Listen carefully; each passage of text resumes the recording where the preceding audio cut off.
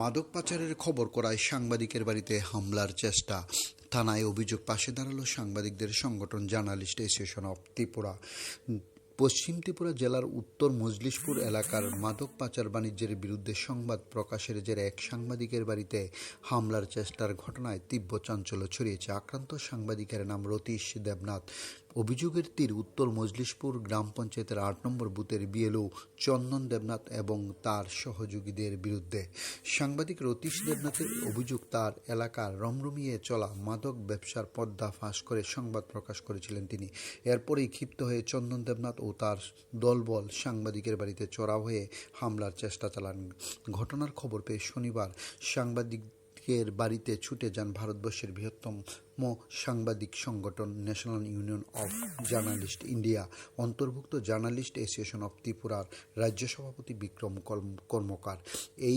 তিনি সেখানে গিয়ে সম্পূর্ণ ঘটনার খোঁজখবর নেন।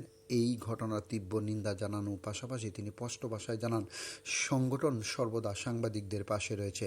এদিকে এই ঘটনার পর নিজের এবং পরিবারের নিরাপত্তা চেয়ে রানীবাজার থানায় দ্বারস্থ হন সাংবাদিক রতীশ দেবনাথ। তিনি অভিযুক্ত চন্দন দেবনাথ ও তাপস মজুমদারের বিরুদ্ধে রানীবাজার থানায় একটি লিখিত অভিযোগ দায়ের করেছেন বলে জানা যায়। ডিউরি রিপোর্ট, খোয়াই টাইমস বাংলা।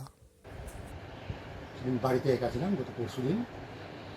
হঠাৎ করে বাইরে একটা আওয়াজ, তো আমি প্রথম বুঝতে পারিনি কী হচ্ছে, কারণ ভিতরে বসে ফ্যান চালিয়ে ফ্যানের আওয়াজ আমি ঠিক ক্লিয়ার শব্দটা পাচ্ছিলাম না। বাইরে গিয়ে দেখলাম আমার গ্রিল ভাঙার চেষ্টা হচ্ছে। চন্দন দেবনাথ, যার বিরুদ্ধে সংবাদ সংগ্রহ করছিলাম আমি, সে রাজনৈতিক পরিচয়ে থেকে নেশার বাণিজ্য চালাচ্ছে, যার বিরুদ্ধে মন্ত্রী সুশান্ত চৌধুরীর কড়া বার্তা রয়েছে। রাজনৈতিক পরিচয়ে কেউ নেশার বাণিজ্য চালাতে পারবে না এই অত্র এলাকায়।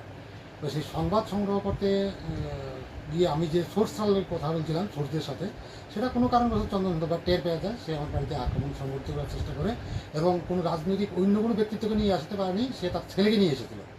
বাবা এবং ছেলে আমার গিলে সজোরে লাথি মারে, আমাকে গালাগালি করে এবং খুব অশ্রাব্য ভাষায় গালাগালি,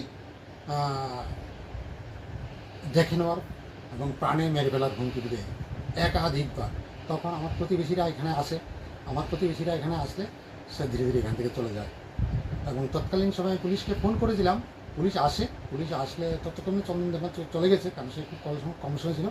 পুলিশ ব্যবস্থা নিচ্ছে আমি শুনতে পাচ্ছি।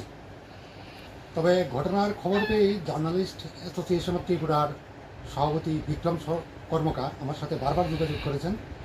উনি গতকালকেও আমার বাড়িতে আসার চেষ্টা করেছিলেন, আমি ব্যস্ত ছিলাম, তাই উনি আজকে এসেছেন। ওনাকে ধন্যবাদ। ওনারা আশ্বস্ত করেছেন